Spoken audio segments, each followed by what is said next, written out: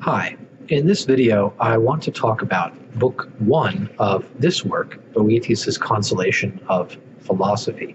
And I want to cover 4 points about it. First, I want to talk about the situation that Boethius finds himself in as the book begins. Second, I want to talk about the allegory by which he introduces the character of Lady Philosophy. Third, I want to consider the problem that Boethius thinks he has, why he's so sorry and miserable. And fourth, I want to talk about Lady Philosophy's preliminary diagnosis, her first response to Boethius's description of its problem. So let's take a look at the beginning of the text. The first pages of a text are always very important because they introduce the text to the reader and give the reader an idea of what to expect. And this book begins with a poem. So let's take a look at it. On page 1, I used to write cheerful poems, happy and life-affirming, but my eyes are wet with tears, and the poems are those that only grieving muses would prompt me to compose. Heartbreaking verse from a suffering, heartbroken man. But these woeful songs turn out to be my consoling companions. Now that's the first 5 lines, the first sentence of this poem, and from it we can determine a couple of things about Boethius as the author. First, he is a poet, he's writing poems. This tells us that he is literate, he's an educated man, and that he has leisure. He's a man of leisure who has the time to write poems. We further are told that his poems used to be cheerful but now are sad. So he's experienced a reversal in fortune. He used to be doing quite well. Now he's doing quite poorly, or at least feeling quite poorly. He also invokes the muses, talks about his heartbreaking verse, and these woeful songs and these muses, he said, turn out to be my consoling companions. So we have here an occurrence of the word that is also in the title of the book, consolation. Boethius is seeking some kind of comfort, and he's seeking comfort right now, as the book begins, from poetry and from the muses who inspire poetry. So he's expressing his emotions. His emotions are largely negative. He is remembering his formerly good times, but he's just giving free vent to it. He's letting it all come out. So let's read a little bit further and see what we find. Those glories of my young manhood have lately become the comforts of old age that has come upon me too soon, as the burdens of anguish add to those of my years. So he's turning old, but he has additional cause for worry besides just old age. He has the burden of anguish.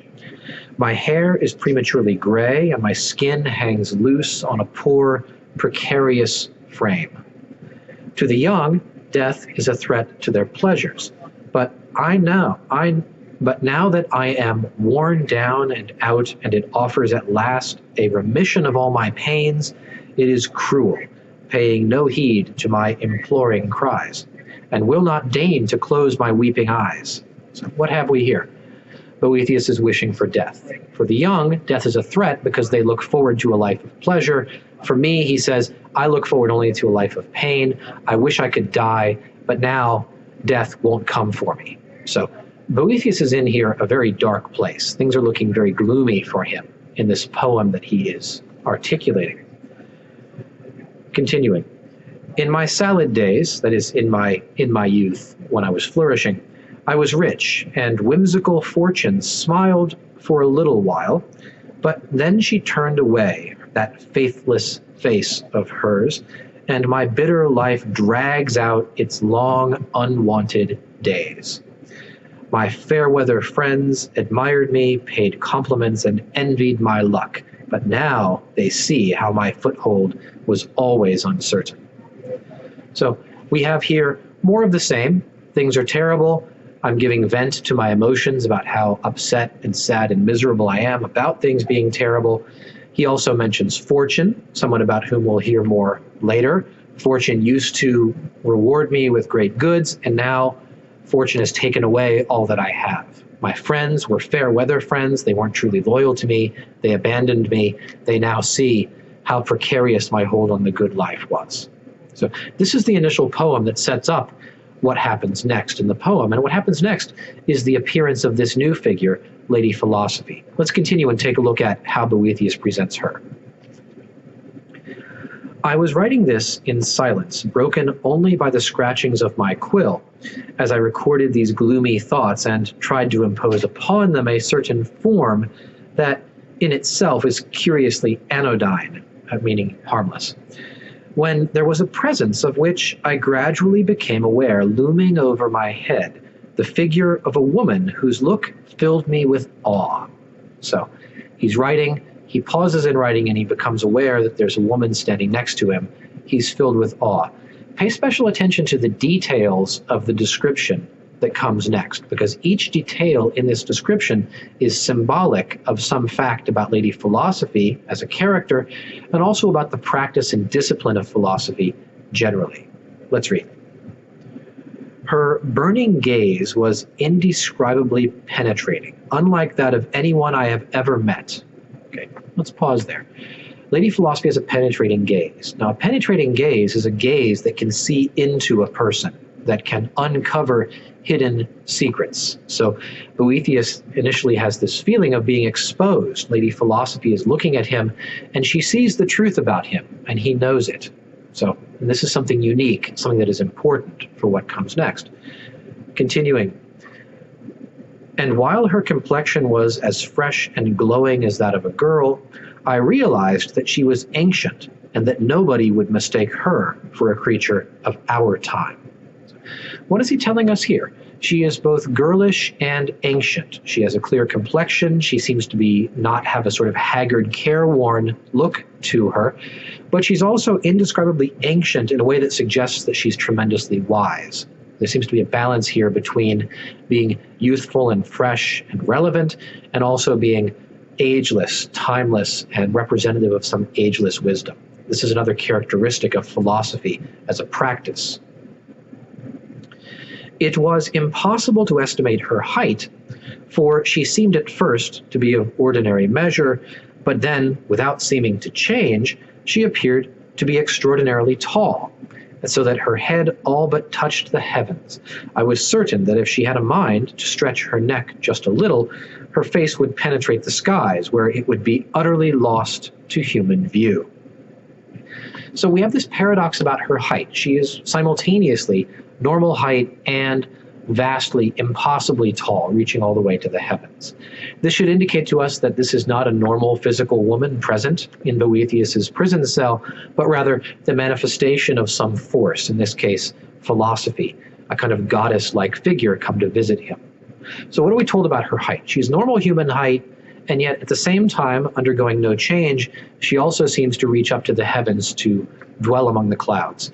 This suggests to me that philosophy as a practice, as a discipline, has this kind of noble and transcendent element to us. It is both present to us in this room, normal height, and also reaches far beyond it up to the heavens. So a symbolic representation of the way that philosophy is both present and active and useful in our lives, and reaches beyond to some kind of eternal, timeless wisdom to look into the truths about the highest things. Next thing Boethius tells us about Lady Philosophy. Her dress was a miracle of fine cloth and meticulous workmanship, and as I later learned, she had woven it herself. But it had darkened like a smoke-blackened family statue in the atrium, as if through neglect was dingy and worn. So the first image we get of Lady Philosophy's clothing is that it is beautiful and finely crafted in itself, but that it has been neglected. It's become dingy and worn, like a statue standing next to a fireplace that has become covered with soot. It hasn't been maintained and kept scrubbed clean. We'll talk about the symbolism of this in a moment.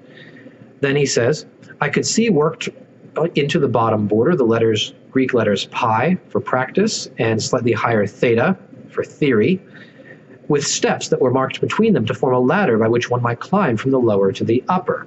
So symbolically, on philosophy's clothing, the ladder from practice to theory to higher theoretical knowledge, knowledge of truths that are abstract and go beyond the simply useful.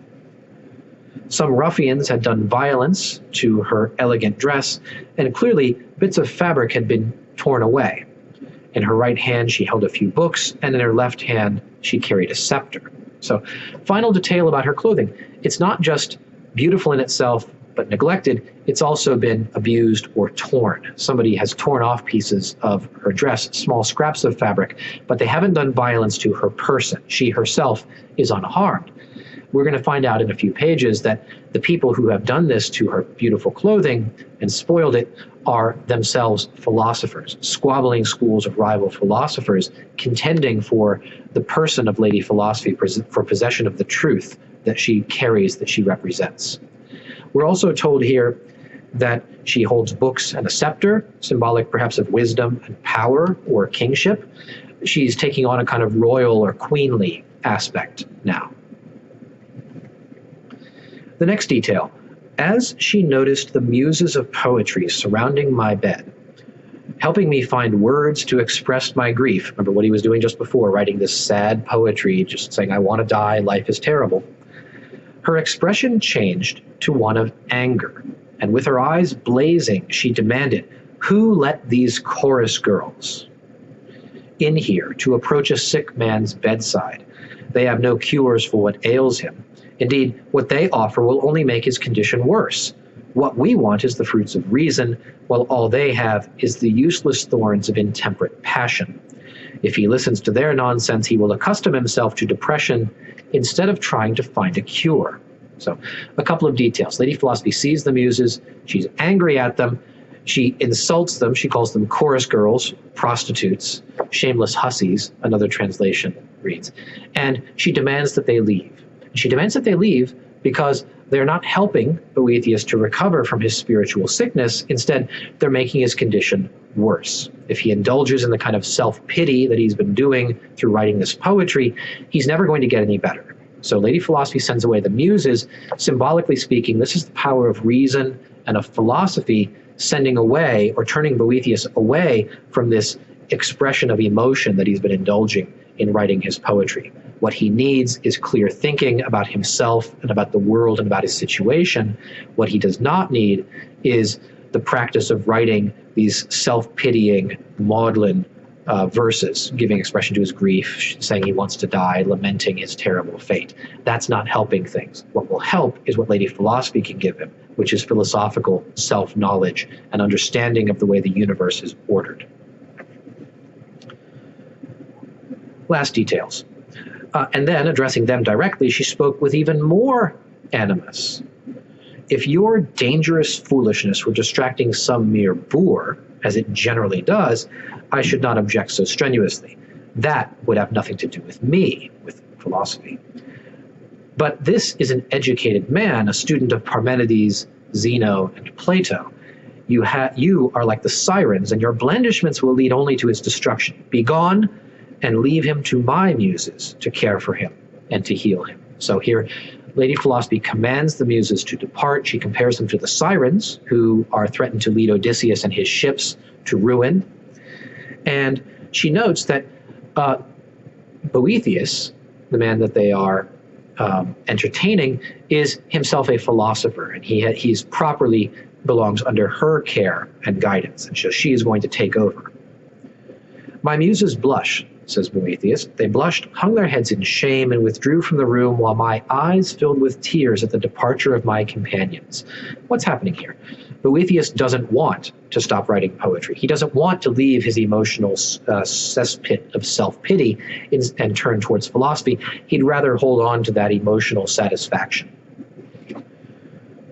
And this woman of such commanding authority, who was she? What did she have in mind for me? She approached my bed and seated herself at the foot of it. She saw the confusion in my face, still wet with tears, and she spoke of my confusion in the following verses. This introduces Lady Philosophy's first poem describing Boethius and his problems. I'll talk about that in the next video. Thanks for watching today. Goodbye.